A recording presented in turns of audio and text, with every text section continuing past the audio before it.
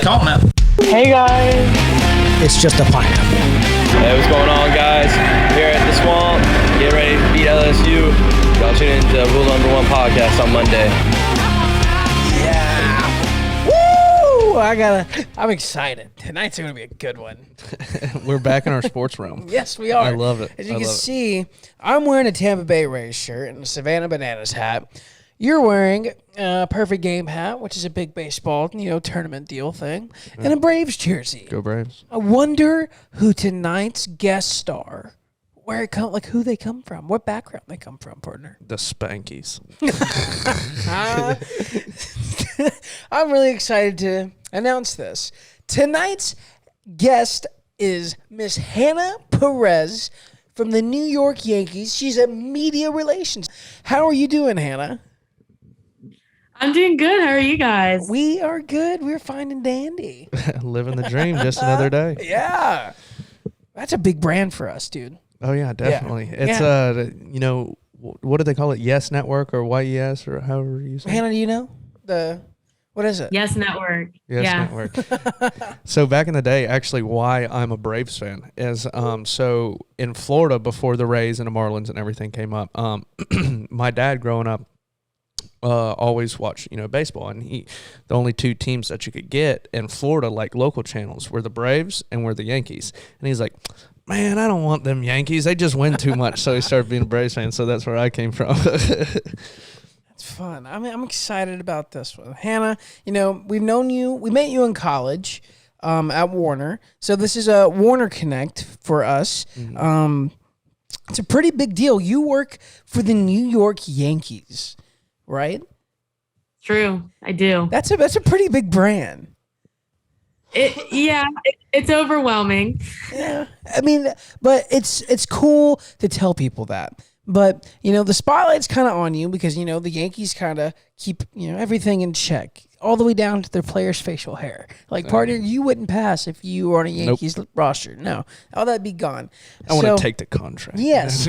So I'm kind of curious. We ask every guest this question off the top of our episode. Hannah, with you working with the New York Yankees, what is your number one rule to live by? For the Yankees or in general? Just in general. I think that I kind of thought about this. Like, the one thing I think to tell myself is just to do it, just take the opportunity. And I know that's so cliche and so cheesy, but there's so many things that I have sacrificed to do this internship. I was doing 3 jobs at once at one point, because obviously I had a full-time job, a boring remote full-time job. And I think that I really wanted to work in the sports industry, and I knew I wasn't going to get there if I didn't take these part-time, full-time internships, with the Bucs and then now with the Yankees. So I just literally if I don't do it, I'm never going to get to where I want to be. So I've just tried it, and it's working out. So as cliche as it is, I'll just do it and take the opportunity. I like that because that, episode 10, if I'm not mistaken, Tori, our flight attendant, who works for JetBlue Airlines, her rule number one was just do it too. Because, she talked about the same kind of risk, the same kind of, I guess, wanting to go out and explore with work. And she took the flight attendant route. You took a really cool route too with the sports world. And I just, before we get into all that, I want to get, a little bit of background more on you, Hannah. So you want to tell people where you're from, how you got to Warner, and eventually how you got into this New York Yankee gig? Yeah, so I'm born and raised in Tampa, so I've kind of just always homegrown here. And I played softball my whole life, so that kind of got me into college softball. But I went to a JUCO first. I played at South Florida State in Avon Park, not far from Warner. And then when I went to Warner for softball, when Coach Katie Clemente was there, and I've been there ever since. And I think what kind of drew me there is just because I wanted to go to a 4-year school, and I wanted to go somewhere where I didn't know anybody and kind of completely start over, which is something I never do. So I was kind of challenging myself, and I was an hour and a half away from home. So went to Warner, and that's what kind of got me there. And I met you guys. So yeah, Yeah, no, it's kind of cool, to comment on your number one rule you live by too. I could tell like you want that fresh start coming to Warner. I feel like it's a lot of the guests that we've had on that have cool stories, that have cool jobs. That's kind of what we try to highlight on the podcast, and it seems like it's kind of a reoccurring thing. Yeah. Where it's like, oh, just jump, go try it, go do it, and if you see the correlation, these people have cool jobs. They have cool stories. And so if you can I'm going to go jump both feet in and try something, it might actually pan out for you. You might get a job with the Yankees, You might get a big league contract like Jake Fox or, something like that. Or you might start a podcast. Yeah, exactly. Or you might, be an influencer or something. Hannah, that's a pretty cool, gig that you got there. Every day you're posting on your social media, you're on the field, taking videos of Aaron Judge, taking BP, or you're out there in the stadium at spring training. Today you actually posted a video in the press box working. How, what kind of, I guess, education did you go in order to, lay the foundation or the bridges, as our guest John O'Neill would say, to get to this gig? Yeah, so I mean, obviously, shout out Professor Craig. Yeah. I mean, he put me through the ringer. He put me through the ringer in communication, get my communications degree. Like after, my last year, I didn't take my extra year of softball. So like I was full blown, like just student and wasn't the greatest student, like was not the greatest student. Brian and I went through it together. Like it, so I went the communications route just cause it's broad and like I knew like sports, like broadcasting, all that other stuff is in. And I'd never really, honestly, still to this day, I don't close myself down to like one specific thing I wanted to do. Like I just wanted to be in the communications, like business marketing world. And at first I wanted to do broadcasting and, then journalism. And I wanted to write and be a reporter and all this different stuff. But then ultimately I saw like my friends like working for the Bucs and being on the field and being their photographer and getting to travel to every single game and get on the plane and go to the games. And like, I was like, damn, like I want to do that. Like, how do I do that? Yeah. And so I think like what got me here is as soon as we graduated, I was applying like crazy, like to regular ass, like jobs, like, just to pay for my apartment and everything. Pay the bills. Pay the bills. And like, I applied to like every job I could possibly see that had to do with communications, like in state, out of state, online, and never heard back. And I got a boring ass remote job at an advertising agency that paid salary. And that's what I've been doing for a year. Like, believe it or not, I've been doing that for almost a year. And randomly one day I heard back from the Bucs. They're like, hey, this is, so-and-so, the Tampa Bay Buccaneers. Like, do you want to do like a communications assistant role? Like I saw you applied for the other position, and it's full, but do you want to do this? And I was like, yeah. Sign me up. I'm in. I was like, sign me up. And I get, that's kind of all where it started, but I definitely wasn't expecting it. I was kind of like bummed out that like no one like replied, and I was like kind of wasted like my degree and like stuff I wanted to do. I really stressed out after I graduated. Like I'm going to fail. I'm going to fail at life. Like I'm definitely just like, this is real life. Like it's boring. So I don't know. I think that's just ultimately like what got me started was really that one phone call. Yeah, definitely. No, I feel like I've seen several different successful people say that whenever it comes to like applying for jobs or like gaining knowledge and getting into a field is one, like they say, like, if you get an in, like, don't even worry about the pay, like gain experience, gain knowledge. Like, for instance, this one video, this guy basically said, he was like, if right now Elon Musk asked me to come work for him and be his personal assistant, I would not take a paycheck just because of the knowledge you get. Yeah. And so kind of like what you were saying, in terms of, you applied for one job, but another one opened up. Don't like sectionalize yourself to be like, oh, well, I didn't get that job. Well, that's your in. Like you got to take your in to be able to get in that field that you want to do. Whether it's, wiping toilets or whatever, like, just like get your in and you can work from there. Being Elon's like personal janitor. Yeah. I'm in. Yeah. I'm in. Sign me up. I'll wipe the toilets. And honestly, I would say off of that is like a lot of people see these jobs and they're like, I bet she's making so much money, like rolling in, like, and like the stuff like this, it's like the Bucs offered me that job. And like I was there on game days. I can go wherever on game days, locker rooms, press conference, whatever. I was getting paid like $11 an hour. Yeah. And I worked 11 hours every single day. So it was like I didn't care because I knew I wanted to be there. One, I grew up a Bucs fan, and I also that's what I wanted to do for my job. I did not give a shit. I was like, I don't really care. Like, just like you said, it wasn't even about the money. It's just because I wanted to do it. So I think, back to our professor, Tim Craig out at Warner. I've met with him a couple times post-graduation, just to talk about, kind of what we're doing here, what the show and the direction of our guest and who we want to have on and blah, blah, blah, blah, all that. And some kind of, what to do with my other, my 9-to-5 life, what job, to take risk with and whatnot. And he actually, that was his, pushing point. Go work somewhere. You might not get paid the best, but go work somewhere where you can, get your foot in the door. I think we were talking about radio jobs or something like that, because I have been told by several people I have a good radio voice.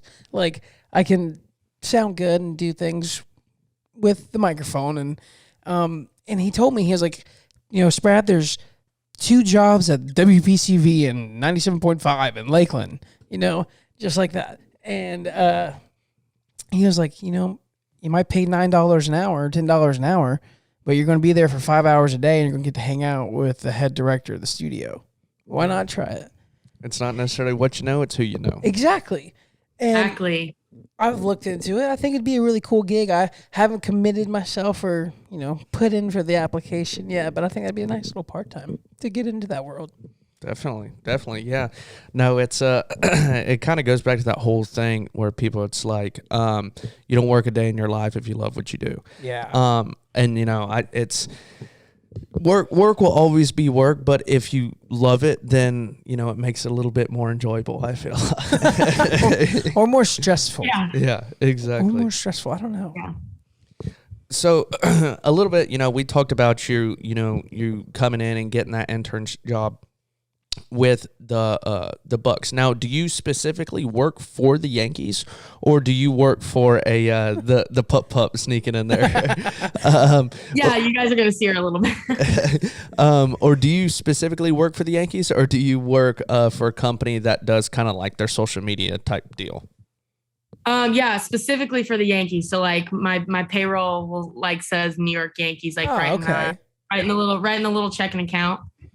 Okay. So that's very cool. Yeah, I misunderstood you when we were talking about your position earlier. I thought you said you were working for an agency for the Yankees, but no, I guess that makes sense with the ad agency. Maybe that was what we were talking about. Yeah. I was hired by the up in New York, guy in New York. She's fighting the dog. Head of the media. Yeah, she hears you guys pretty just aggravated. I'm talking to other people. But the head guy at the media relations department that's in charge of Aaron Boone's right-hand man, that helps him in press conference and stuff, called me up and was like, yo, and said New York Yankees on my phone. And I was like, what the hell? That's awesome. Yeah, that is cool. I was like, I was sitting at my laptop doing my remote job, and I was like, what the I said New York Yankees. And I answered the phone, and it was from New York Yankees offering me if I wanted to work spring training. And I was like, let's do it. Now, did they specifically offer you the time period just for spring training? So I applied for again, when I was on teamwork, applying for all these jobs, I was just applying. Obviously there was specific areas and specific teams I would really want to work for. But when it came down to remembering what jobs I applied for, not going to remember. So they called me and they kind of said hey, you applied for this, but we have spring training coming up. Would you, and we see you're in Tampa, would you be interested in applying for this? And I was like, yeah. She's like, okay, I'll send you the application and and send it over in your email and we'll get you started. And I was like, cool. That's crazy. I'm sorry. Go ahead. No. Yeah. It's just specifically for spring training now, but I mean, who knows? Who knows what life will take me. It's crazy how you've gotten two job offers and 2 jobs now that you've worked off of, you didn't get this spot, but hey, this spot's open. Yeah. How often does that happen for people that are starting out in this realm that do pretty big things? You know, like it happens all the time. That's really cool, and I think it's encouraging for guests to hear that, because, you know, there might be a lot of people out there that listen to this that, you know, are not wanting to take that jump or risk. You know, it might be a pay cut, but they might be 10 times happier working. Yeah. But they don't want to do it, you know. It's just, I think, taking a blind faith like that, and, you know, sometimes faith, if you don't get the job that you want, this one might get handed to you, might get you in, like we talked about earlier. Oh, definitely. And I feel like a big thing is with people, they feel comfortable. And so it's like, okay, right now I have a job. I get paid this, I get paid that, whatever. And that paycheck is going to come in every single Friday. And I may not like my job, but I know all my coworkers, and it's kind of scary to go out and apply other jobs or whatever and be like, okay, so I got to go into a new company. I've got to have a new boss. I got to do this and that. And I feel like that's a big time of what like gets people, and especially like middle-aged people that have had the same job for 20, 30 years or whatever. And I feel like, you know, you hear the stereotype about like, oh, the middle-aged guy that's depressed or whatever goes to his 9 to 5 and just gets up and goes every day. And I feel like there's so many of these people that had just gets kind of stuck in that gloom of just doing, you know, what is comfortable and never reaching out to go do some of these things. And it's like, man, there's a whole nother world out there. Like, if you're not happy, like, go try to be happy. Yeah. Like, I don't understand it. Like, just take a step. Like, try something new. You know what I mean? Exactly. I couldn't imagine. Yeah, Go ahead. No, I feel like it gets to a point to where I just remember I was like in this remote job, like, you know, I'd wake up every day and I'm like, don't want to do it. Like, I didn't enjoy what I was doing. Like, yeah, it's what our degree was for, but it's like, I didn't enjoy it. It wasn't the fact that I had to wake up and do work. It was like, I honestly didn't look forward to like learning the stuff they were training me for. Didn't look forward to doing these things they were getting me to do. I had no motivation. Like, on my breaks, I would like sit on my phone or like do something else. And it's like, I didn't want to live like that forever. And like, I was like, if I don't go what for I want now, I honestly was like, I'm never going to make it. And there was a point in my time where I really was like, yeah, I'm miserable. Like, and I think that a lot of people get comfortable. They're miserable, but they're comfortable, but like, they don't want to take that risk. And, you know, they could get more miserable and not get the job that they're going for. So it's like, that's why I said to just kind of go for it, because it's like, want to be miserable the rest of your life, or you know. It's like the old saying, risk it for the biscuit. Exactly. Well, yeah. But, you know, I'm glad you said that little remark right there, because it reminded me, you know, a lot of people, you know, get a well-paying job when they're young. And I'm talking about when I'm saying young, like mid-20s to almost 30. And when they get this well-paying job, you know, they start getting their, you know, what they think to be their forever home, or what they think to be their forever hobby, like a boat or an ATV or, I don't know, some vacation rental. I don't know. And when they do these things, they start getting comfortable and they start getting used to having the money that comes from this job.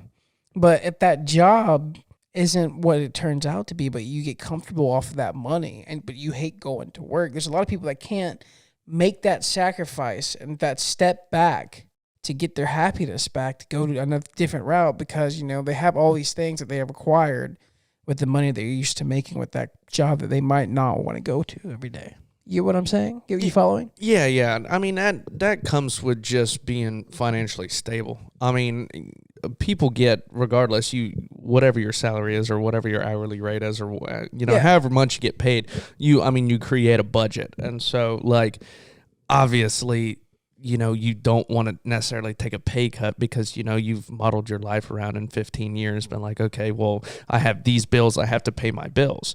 And so, I mean, if you're locked into things for 10, 15 years, I mean, it's not like you can take a pay cut to go do that. I mean, but exactly. See what you just said, that's the feeling I'm talking about. You can't just take a pay cut.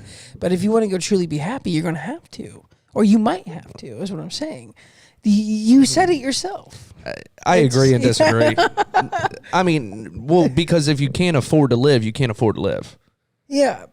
But you get what I'm saying? at the same time, could that? I don't know. It's a hard question to answer, and that's why I brought it up. And Hannah, you mentioned it. You kind of lived by the risk it for the biscuit. Now you're, like I said, a media relations assistant for the Yankees, and a lot of people don't have that in them to risk it for the biscuit type thing. And it's cool to see an inspiration like you as a guest on our show to bring that brand on to show that it is okay to risk it for the biscuit because, it might pay off. You might work for the Yankees. As Billy Napier says, the head coach of the University of Florida, scared money don't make money, baby. I tell Brian that all the time. It's true. It's true, yeah. So, Hannah, I want to know some of these perks of this job. You're in spring training for the Yankees right now. Like, what's the gig like? Very early mornings. Obviously, there's not... I'm not kidding. Like you're in this job, like they're working you. Like we're the first ones in the office. It's me and another guy, Matt, that like really do the position. And we get there at 5:00 every morning, walk in the stadium, we do all the, work that they need us to do. And we're there until, it's like sometimes 6 p.m. Like we work like 14, 15-hour days every day, Monday through Sunday. I guess like, the perks are like, you get 50% off in the team store. Pretty cool. That's nice. Pretty cool. Was the hat from the team store? This one I actually bought in New York. There you go. Oh, okay. I do have it's something like, you guys like wear like the nice little like warm up like pullovers with the seam where you can cut off the long sleeves and make the short. I got one of those. There you go.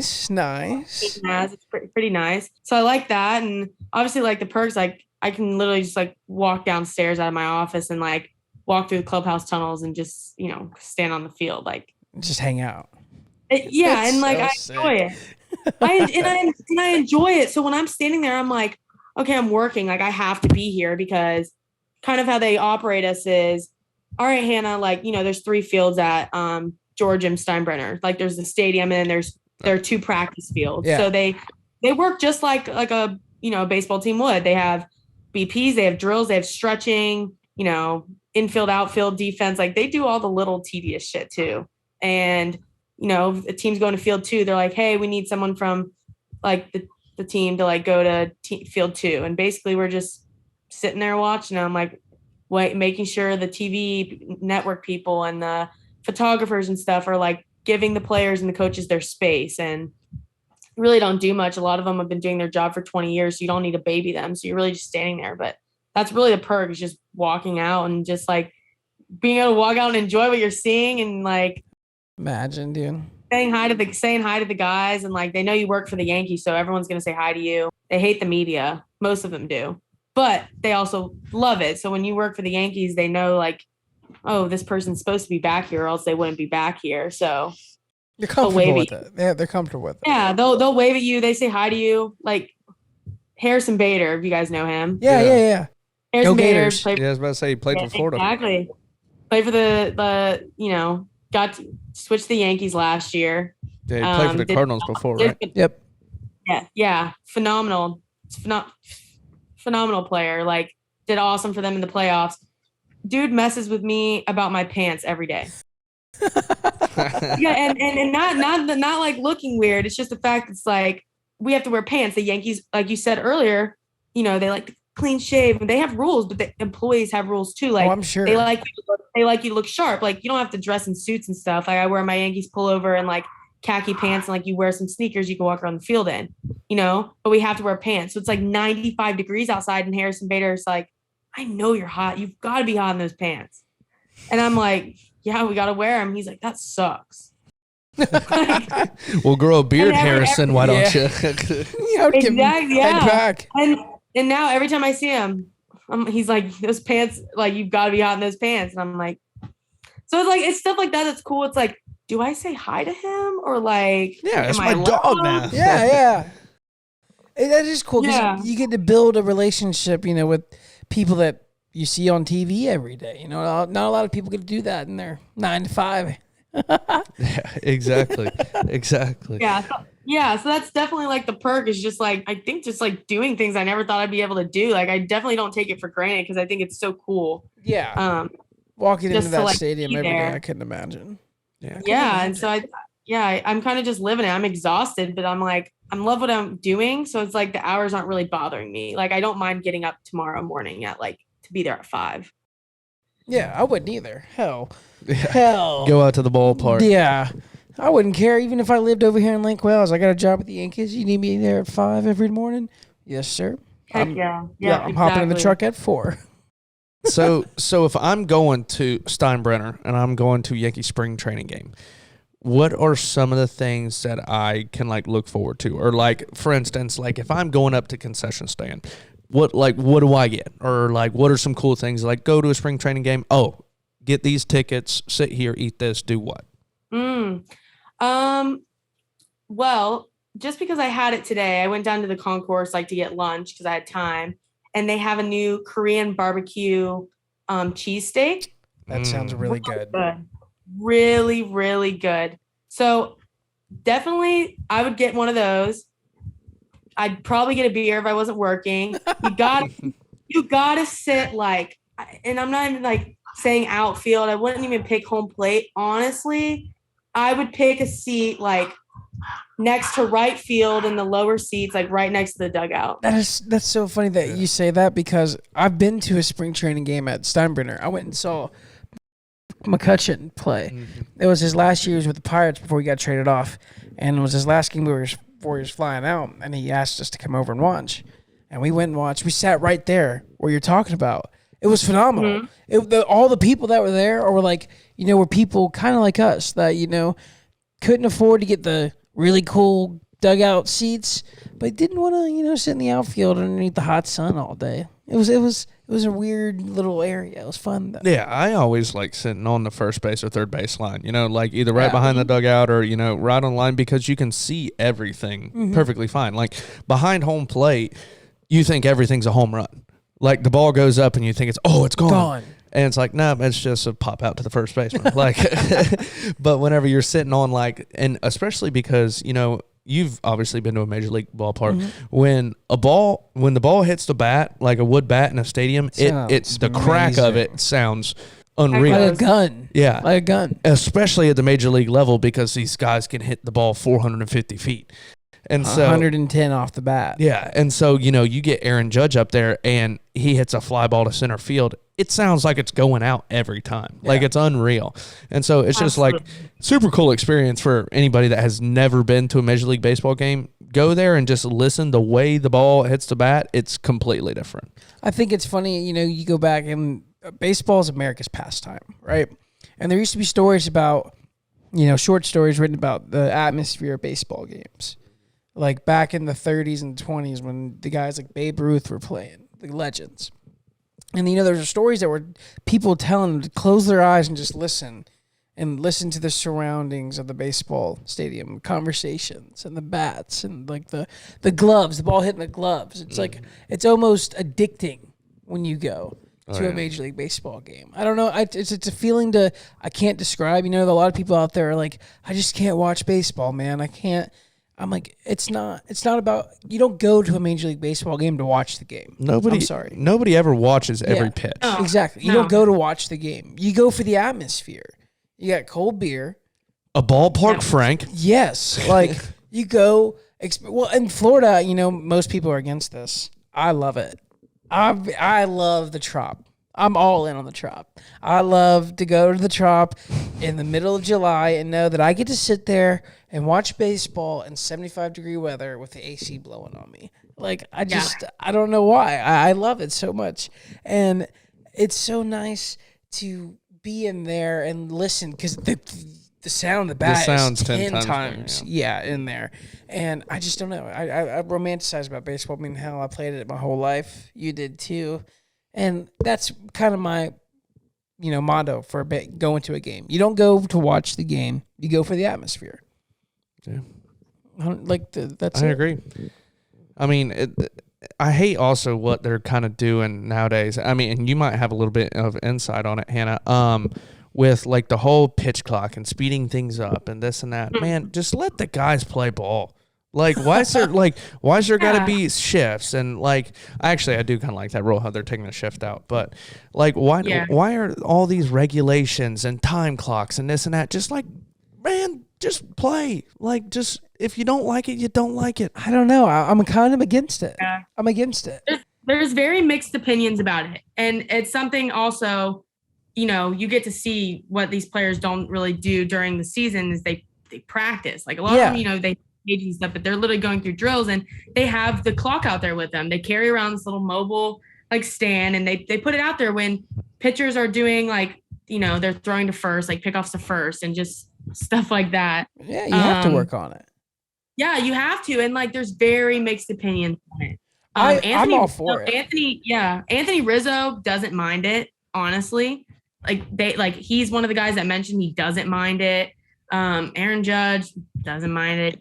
Doesn't care. But there's other players that are a little frustrated. Like we did like a scrim hitting thing the other day and Rizzo was kind of asking we hired an umpire for the practice and he was like, can I not like he swings his bat down to kind of pace himself to get ready back in his stance again. He was like, can I not? And he's like, no, so he's like, if it messes up his rhythm and it messes up pitchers. Cause if the pitcher's ready, and the batter is still looking at the ground and swinging their bat and stuff, like that's a violation. It's a strike on the batter.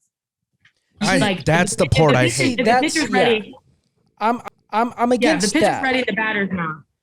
I'm against that 100% because baseball is about routine. But I am all for speeding the game up. Like if you want to have a pitch clock and you want to have guys to be ready by this time, like the best thing to solve that problem, in my opinion, I mean, I don't get paid the big bucks, is, all right, batter, you get a 25-second in between pitch timer, and the pitcher, you get 20. When his 25 hits to 20, you're back on the rubber, and we start this process again. Gives that batter an extra little time. I feel like it has to be stuff like that. I just feel like it should just be a 25-second clock period, between pitches. Batter and pitcher both know. Yeah. And so, if the batter, takes 5 seconds or whatever, and, there's still time on the clock and the pitcher's ready, well, the pitcher can't throw it until the batter's ready. It's so nuts to think that there's clock rules in Major League Baseball. I can't. It reminds me of whenever we were little kids. And the umpire is smoking 5 packs of cigarettes behind behind the field before the game, and they're like, "All right, get in the box, get in the box." Like, no, this is my box. I get in the box when I want. If my hand's up, I have time, and the pitcher can't throw it. And he's like, "Oh, well, I'm going to call a strike." Well, that's completely against the rule book back then. And it's like it just reminds me of the just crappy umpires I had as a kid, and then they're implementing it into Major League Baseball, and I am completely. Did y'all, Hannah, you can answer this too. Did y'all see that game the other day that ended on a batter? It was the Braves. We lost because of it. A batter pitch clock violation. Yeah. We lost because of it. He wasn't ready. He wasn't ready when the pitcher was ready.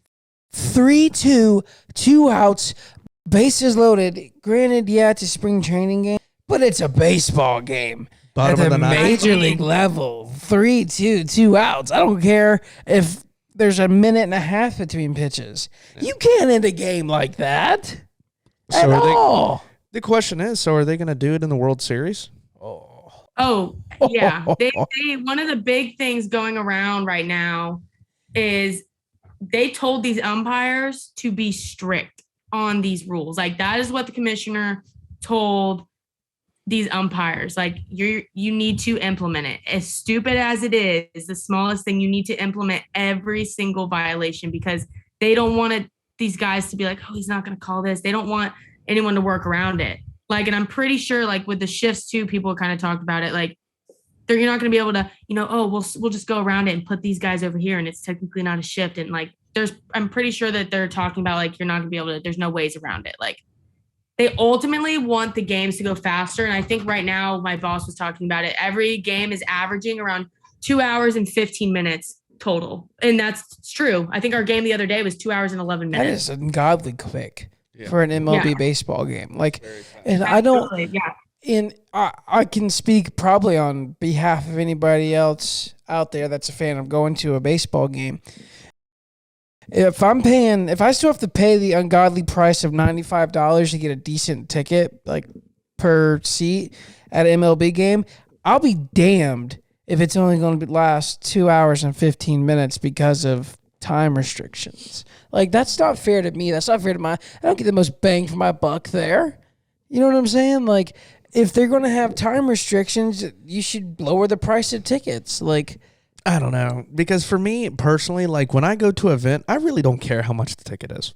Like, really? yeah, no. I mean, if it's like, if I'm going to an event and it's like, you know, $300 and something, okay, that's one thing. But if it's like for a concert, like it just doesn't matter. Like, oh, I have a group of friends that want to go to a ticket, like go to a game. Okay, money aside, like I'll pay $200 for a ticket. Like I don't care. It's about the experience of going. To me personally, okay. I mean, I know it will be different. I don't know how Hannah feels about it, but like I'll pay whatever to go to a game. Like I like going to the Braves games. I'll pay whatever. I don't care. It's about me. Like, oh, yeah. I get this experience. I really don't care what it costs. I'll just go pay it. Yeah, I think it honestly, like if I if I went up and let's say I was in New York and the Yankees were, playing the Astros, I'm like, oh, I'm going. Like, tickets are $150 for top level. Okay, I'm going. Like, I think it's really, that's really how just I like, am.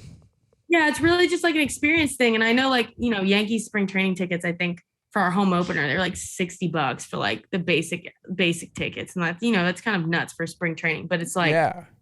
But it's like, and I mean, maybe I wouldn't do it just because, like, I've lived here. It's not really my thing to do. But like, if I was like out of state and there was a big baseball game, like I'm gonna pay. Like, I don't know. I'm not even looking. Man, to be honest. I don't know if y'all two know about the Game Time app.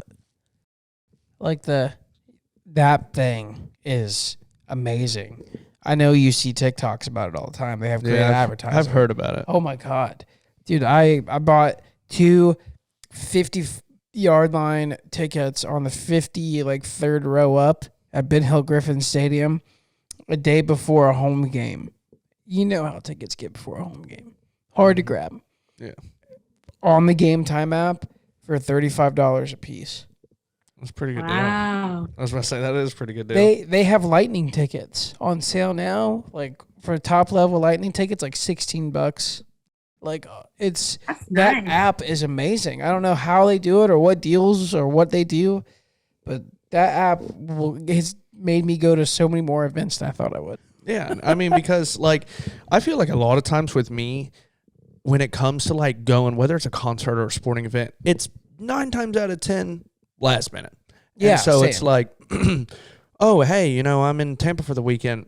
Oh, well, the Rays are playing. Let's go to Tropicana. Mm-hmm. Okay, yeah, deal. Or, hey, did you know Machine Gun Kelly's playing at Amphitheater like this weekend? Oh, well, let's see if we can get tickets to Lawn. And it's like always something like that. So I'm not a big planner. And if I could, like, especially with Game Time, people are going to think we're like sponsored now. Yeah, like, right. Yeah. Like if I can get tickets for Game Time pretty cheap, like that would work out really good for me. Yeah. So we've kind of we went down a rabbit hole, but it was a good one. It was good topics there. I don't mind it at all. So Hannah, you've you worked for the Bucs, and now you're working for the Yankees. You did some things with the Lightning too, as well, didn't you? Kind of, not really, not like anything like this. No. Okay. But if you could pick any sport that, like, sports company, you don't necessarily have to say any team names, but if you could pick a sports industry to work in, would it be baseball or would it be something else? Honestly, ultimately, if I had like my dream choice, I think I'd pick football. Only because of the networks and stuff that are around it and the opportunities that I've seen, like, that people get through it, like job wise. Amazon like sponsors all these people to come out to like football games. You get to see so many people, like Sean Johnson. I don't even know if you guys know who that is. Like Olympic gold medalist, is like 4'11". Her and her husband Andrew East came to a Bucs game when I was working one day. Sorry. Wow. And she like that she was there for sponsorship. Like Aaron Judge and Nestor Cortez like came to a game, because Mike Evans invited them and they were in like some sponsored suite, like just stuff like that. Like football is just crazy. And like, I think honestly I would pick football, like just because of that. But I definitely would stay in sports. I don't think I would ever shy away from sports now that I've like seen it. and seeing the jobs that people can get and the money that people can make, you know? So you wouldn't even consider like the music industry? I feel like Maybe that would be not. cool. It would be so cool. I've always like thought about like if I worked for like managing an artist's social media or like something like that, how crazy it would be to like, you know their business and like be in on it and just like have all the tea. and have all the tea and like kind of know what like their struggles in life and like, you know, I don't know, like just stuff like that. Oh my gosh. And but like kind of stuff like that, I think it would be so interesting. I just like think the music industry personally for artists like it's so up and down. So I like wouldn't want my job to be up and down. I don't know if it would. I get like, that. I've kind of thought about it, but yeah, I definitely had interest in that. I think that would be really cool. Social media is something that always sticks out to me and like has always been a big thing. If I definitely were to pick something else, yeah. Okay. And so, you know, with all that being said, you know, where's the future for you? Are you going to be moving up to New York, or are you staying in Tampa, or, you know, where do you see yourself in 10 years? Yeah, I mean, I kind of mentioned this to Brian. I've only announced it like on like personal like platform kind of things, but yeah, I'm gonna be moving to Brooklyn, New York, in end of April, like beginning of May, because I got a full-time job with the Brooklyn Nets. So okay, like, so you're getting in the basketball world now. I am, but it's permanent. Like no internship, no like assistant thing, like no season thing. Like it'll be permanent. So big life change. So that was I flew up there a couple of weeks ago and got that opportunity and like got offered. So doing that and taking a big leap, leaving my hometown. But I guess in 10 years, like I don't know if it's still with them, but I've always told myself I would want to come back and work for the Bucs and work in Tampa and have like a full-time like front office job like my bosses did. Like my bosses went to Germany with the Bucs, like, and they're just communications coordinators and directors. Like I want to do that. And I think that if I started there, I'd go on a huge journey and then come back as like full-time like staff member instead of like, you know, working on the home games, working on the weekends as an assistant. I think it would be cool. So it's definitely where I see myself in 10 years is just coming back and like working with my bosses instead of for them. Yeah. You can hire me when you get back. Yeah, don't forget me and Brian. Yeah. You guys want to come to a spring training game? Let me know which game you want to come to. I got you guys. Oh, exactly. Man. I'm open Saturday. Yeah, I think I am too, actually. I'm open Saturday. If they have a home game, don't tempt me with a good time. I got you guys. Yeah. Yeah. We got to start cashing in on these opportunities, man. Yeah, we've got plane tickets from Tori. We had an open invite to go up to Nashville to see McCoy, to go out downtown Nashville. We guys just do it. Just do it. We need to, dude. We haven't cashed in these opportunities yet. We got to start doing that. I know it. Maybe even Scott will take us a ride on his airplane. Yes. Yes, if I'm going to like have to fly out to go to a Nets game one day to hang out with Hannah here. Maybe Scott can fly. Yeah, maybe Scott can fly us, or at least take me up in a little bird to get my... If y'all are ever feeling rebellious, you want to fly up to New York for the weekend, y'all can crash in my apartment in Brooklyn. We can go out, ride the subways. I would really appreciate that. And I was saying maybe Scott can like take us up in a bird and get my... first flight out of the way before I get in a big plane to go to like New York or Texas or something. I forget you've never flown. Never flown. I'm trying to jump out of one. Never been in a plane. I've never even been past the welcome doors in an airport, man. Really? Like never. I'm trying to jump out of a plane at this point. Like I want to go skydiving bad. Somebody take me on a flight. If any of our listeners want to take me somewhere, please take me on a flight. Call up Tori. I guess so. Well, I think this is a perfect opportunity to kind of get into our snap question segment. Yes. So Hannah, basically what we do, I feel like we've had a lot of background on you and been able to get to know you more as a person, but this is kind of individualized segment where we kind of ask you would you rather questions or pull up ridiculous scenarios and kind of just see how you feel with it. Fun conversation. And so. Hannah, if you could have 3 people out to dinner that are alive, who would they be? And, where would you go? What would you eat? Kind of lay out the whole scenario. Oh, okay. I really got to think. I was trying to think about it, and I was like, trying to think of better answers. Honestly, guys, my dog's name is Drew. I'm a huge Justin Bieber fan, so like off the top, I gotta get dinner with Justin Bieber. That's typical like girl answer, but like Gotta have. definitely my first one. Second one is Sandra Bullock. Okay. Oh, yeah. Blindside. Have to. What a woman. Every movie of hers, phenomenal, funny, successful. Like I just want to pick her brain. Strong. Great looking. Yeah, like That's a first. That's a first for Sandra Bullock. Yeah. I like it. Sandra I like Bullock. I'm trying to think of someone like that's dead that I genuinely. No, I I'm get trying to no. think It's fine. someone- That just Yeah, threw me but off. like I'm trying to think because it's kind of like mismatched. But I mean, maybe I don't have one. Maybe Betty White. Oh, Okay, yeah. yeah. I like Those that. are my three. Justin Bieber, Betty White, and Sandra. That's a fun dinner. That's an interesting dinner. I think that we would go to. There's this restaurant in New York called The Smith that my friend took me to.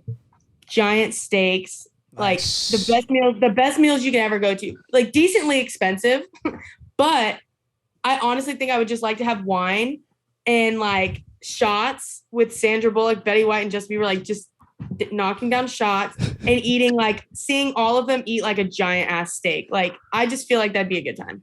Yeah. Why do I just picture Betty White getting boozed up and flirting with Justin Bieber the whole time? Like, hey, baby. I could see Like, taking yeah. back some tequila shots. Yeah.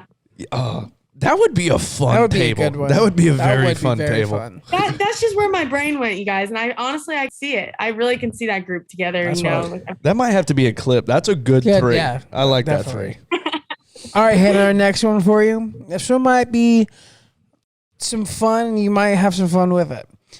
Me and Nate are going to listen to you here tell us 2 truths and 1 lie about yourself, and we're going to have to guess them. So give us your best shot. Okay.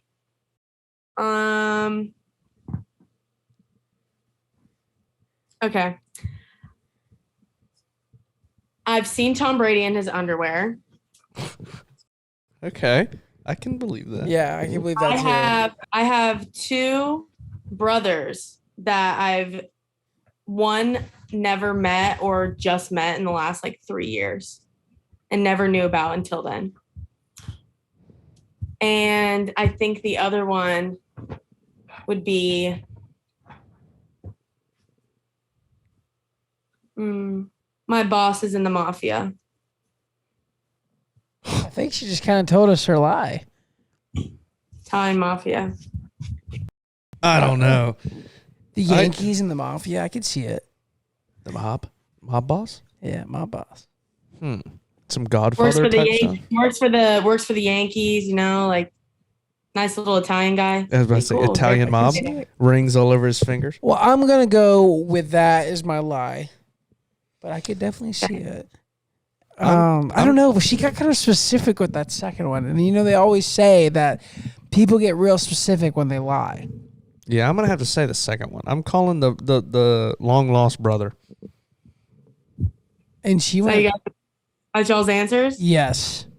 Yeah, my lie is that my boss is in the mafia for sure. Or Yeah. is it? Or is it? Or I feel is like it? we should. I feel like we thought about it way too much because Yeah. Yeah. she's not gonna broadcast that her boss is on like in the mafia on a podcast that anybody in the world can listen to. It's a hard question. I'm like, what can I possibly like come up with like a lie that doesn't sound like an obvious lie? But I was like, yeah, no, I've on like the brother thing. I didn't like find out my dad's not in my life. Like I don't care about that. But it's like he also has other children. And yeah, I met my half brother in like 2018. Like we found each other online, like through his mom. I flew up to California and like met him once. And then I have another brother named Tyler that like neither of us have ever met. That's crazy. And lives in Arizona. I know what he looks like. He's not like skinny, tall, like Asian guy. Swear.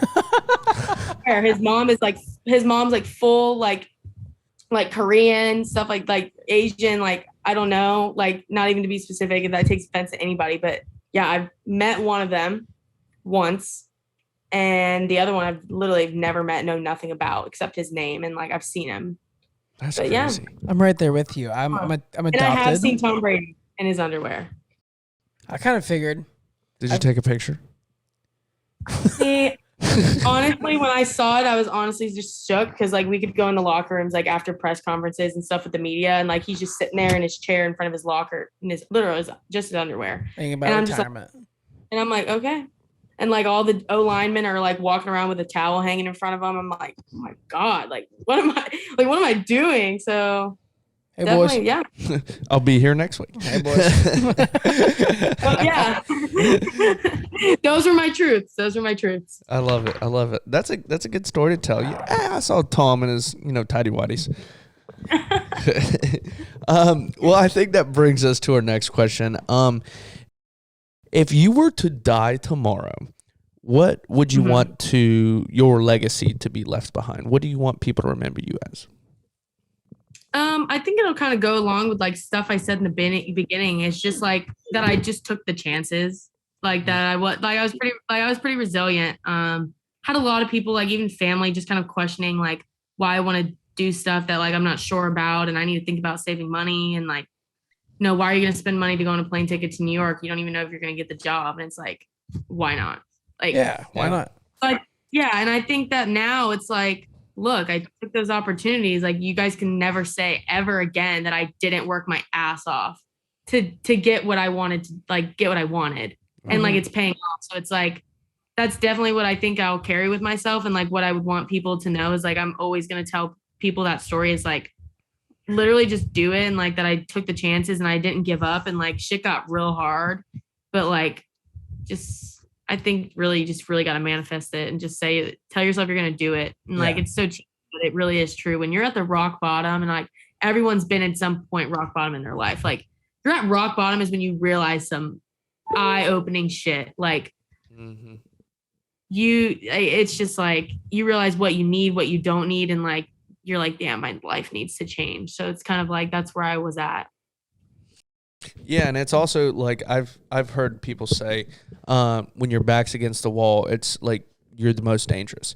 It's because yeah, and so whenever you're for instance, like you said, when you're at rock bottom, you hit that point and you're like, well, I know I can't go further down, or your back's against the wall, and there's only one thing that has your back, and it's the thing that you're pressed up against. So the only way you can, keep pushing forward is keep throwing punches. And you just keep pushing forward. And that's when people get very scary, because you push them to the point and they're at that very point and they're like, you know what, watch this, like, cause I'm coming. And then I've seen it. It happens. It happens a lot. And it happens to a lot of successful people. Yeah. And a lot of people that you don't know about too, that have been successful. Hell, that we don't know about. So speaking about, and I definitely didn't think I was gonna get out of that place too. And like, I think you guys are like, when you share people's stories on here, that's kind of good for people to see that. It's because like, I've seen like other people's success stories and stuff like on LinkedIn or like TikTok, and it's like they're all different. And it makes you realize though. So it's like good that you guys do this. So like, props to you guys. But it's also like, shit sucked for a long time. Like for a while, like I was miserable after graduation and stuff, and like for a while, and like I was so high on life in my own apartment and getting a job, but then it was like, it's not what I wanted. It's like I didn't think I was gonna get out of it like ever. Like I was sad for a long time, and it's like I just feel like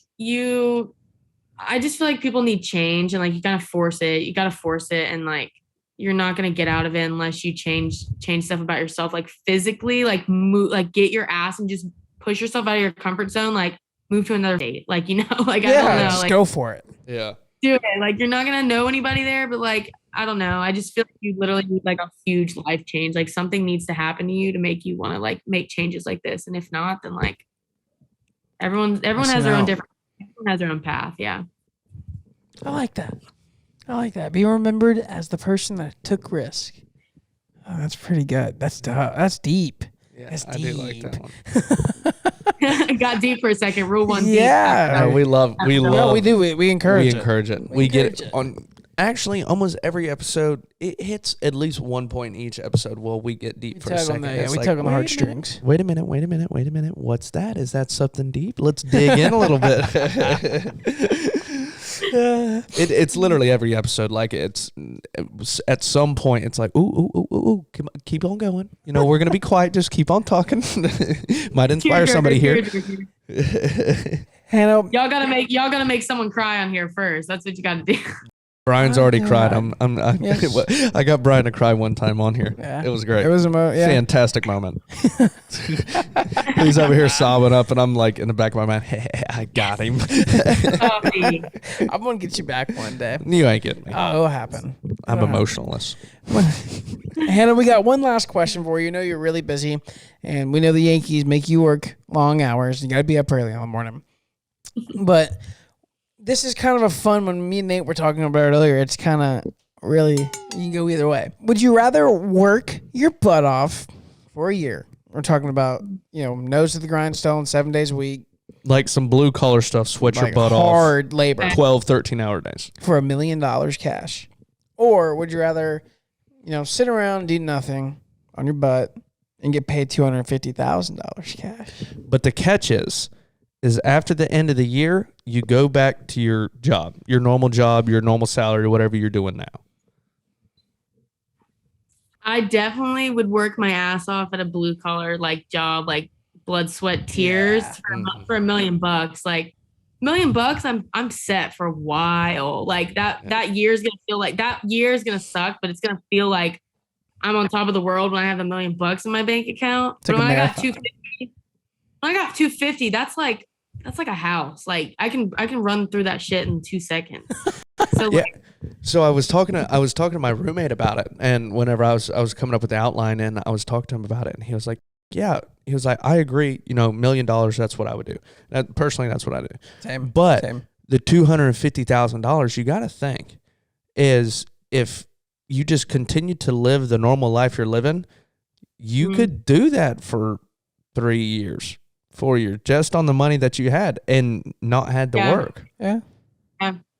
I mean, it's just, I'm just throwing that out there.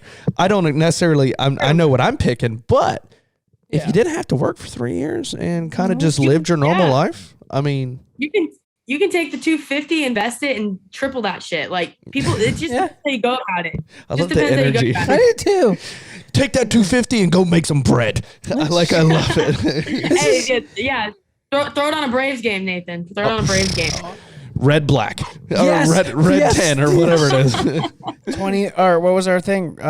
Black, 20 black. Yeah, 20 black. 20 black was ours. Number 20 always when you're playing roulette, 20. Brian and I said a joke, and we have an inside joke where we basically were like, all right, if we ever say black 20, we're going to the casino, we're taking all the Rule 1 money, and we're throwing it on black 20 and see what happens. And betting ourselves. Absolutely. Well, yeah, go. You do it this time. Well, Hannah, we've had a blast tonight. I've learned a lot in terms of the sports marketing / media relations realm. Relations, and I really appreciate you coming on. We basically, cool thing that we do on every episode is we follow back our guests on Instagram. And so if you wouldn't mind shouting out your socials, so if anybody has any questions about your path, maybe they can send you a DM or get in contact with you. Yeah, I mean, my socials are all like X, like the letter X, Hannah Perez, like super simple. TikTok, Hannah Perez. Those are like the main things I go on all the time. But yeah, pretty simple, and like connections are everything. So people should always reach out to people exactly like that. Like you will not get opportunities as much as you think without talking to people that you've never met before. So, and if you can't find Hannah, by searching X Hannah Perez, you can follow her through our follow list. We'll be following her from our socials. You can follow us at Rule 1 Podcast. That is Rule the #1 podcast. We really appreciate the follows. Our TikTok's growing daily, man. We're getting new followers every day. It's awesome. And guys, don't forget, keep hitting that follows and subscribe button on YouTube and Spotify. It really helps push our shows and the algorithms for more people out there to hear stories like Hannah's and like our former guest. It's, it helps us out and it helps the world out. Get to more messages out there. And we'll see y'all next week. All right, guys. Thank you, Hannah.